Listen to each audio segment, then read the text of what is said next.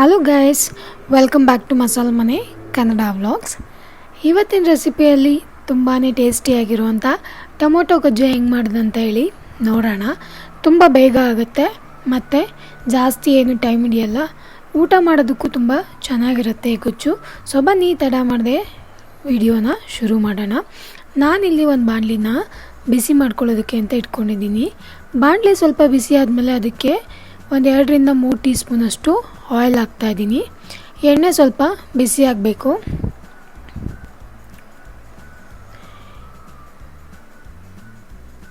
ಎಣ್ಣೆ ಬಿಸಿ ಆದಮೇಲೆ ನಾನು ಇಲ್ಲಿ ಒಂದು ಸ್ವಲ್ಪ ಇಂಗನ್ನು ಆ್ಯಡ್ ಮಾಡ್ತಾಯಿದ್ದೀನಿ. ಆಮೇಲೆ 1 ಟೀ ಸ್ಪೂನಷ್ಟು ಜೀರಿಗೆನ ಹಾಕ್ಕೊಳ್ತಾ ಇದ್ದೀನಿ.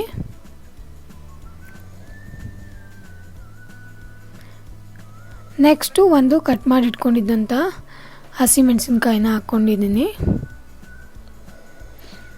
ಆಮೇಲೆ 4-5 ಬೆಳ್ಳುಳ್ಳಿ ಎಸ್ಳು, ಅದು ಅಷ್ಟೇ ಕಟ್ ಮಾಡಿ ಇಟ್ಕೊಂಡಿದ್ದು, ಅದನ್ನು ಕೂಡ ಎಣ್ಣೆಗೆ ಹಾಕ್ಕೊಂಡು ಚೆನ್ನಾಗಿ ಇವಾಗ ಫ್ರೈ ಮಾಡ್ಕೊಳ್ತೀನಿ. ಇದ್ರ ಹಸಿ ವಾಸನೆ ಎಲ್ಲ ಹೋಗಬೇಕು. ಆಮೇಲೆ ನಾನು 3 ಟೊಮೊಟೊ ಹಣ್ಣನ್ನು ಕಟ್ ಮಾಡಿ ಇಟ್ಕೊಂಡಿದ್ದೆ, ಅದನ್ನು ಕೂಡ ಇವಾಗ ಎಣ್ಣೆಗೆ ಹಾಕ್ಕೊಳ್ತಾ ಇದ್ದೀನಿ. ಅದಾದಮೇಲೆ ನಾನು 1 ಟೀ ಸ್ಪೂನಷ್ಟು ಉಪ್ಪನ್ನ ಹಾಕ್ಕೊಳ್ತಾ ಇದ್ದೀನಿ. ರುಚಿಗೆ ಎಷ್ಟು ಬೇಕೋ ಅಷ್ಟು ಉಪ್ಪನ್ನ ನೀವು ಹಾಕ್ಕೊಳ್ಬೋದು. ಇದನ್ನೆಲ್ಲ ನಾವು ನೀಟಾಗಿ ಇವಾಗ ತಿರುಗಿಸ್ಕೊಂಡು ಟೊಮೊಟೊ ಫ್ರೈ ಆಗೋವರೆಗೂ ಇದನ್ನು ಚೆನ್ನಾಗಿ ಬೇಯಿಸ್ಕೊಳ್ಳೋಣ. ಟೊಮೊಟೊದು ಹಸಿ ಸ್ಮೆಲ್ಲೆಲ್ಲ ಹೋಗಬೇಕು, ಅಲ್ಲಿವರೆಗೂ ನಾವು ಇದನ್ನು ಎಣ್ಣೆಯಲ್ಲಿ ಚೆನ್ನಾಗಿ ಫ್ರೈ ಮಾಡ್ಕೊಳ್ಳೋಣ.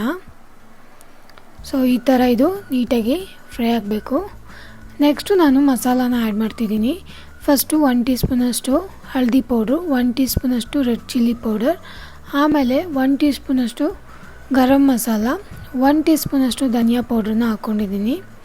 ಆಮೇಲೆ ಸ್ವಲ್ಪನೇ ಕಾಳು ಮೆಣಸಿನ ಪುಡಿನ ಹಾಕ್ಕೊಂಡಿದ್ದೀನಿ. ಇದಿಷ್ಟು ಮಸಾಲಾನ ಹಾಕಿದ್ದಾದಮೇಲೆ ನಾವು ಇದನ್ನೆಲ್ಲ ನೀಟಾಗಿ ಮಿಕ್ಸ್ ಮಾಡ್ಕೊಳ್ಳೋಣ. ಮಸಾಲದು ಸ್ಮೆಲ್ಲೆಲ್ಲ ಹೋಗಬೇಕು, ಅಲ್ಲಿವರೆಗೂ ನಾವು ಆಯಿಲಲ್ಲಿ ಚೆನ್ನಾಗಿ ಫ್ರೈ ಮಾಡ್ಕೊಳ್ಳೋಣ.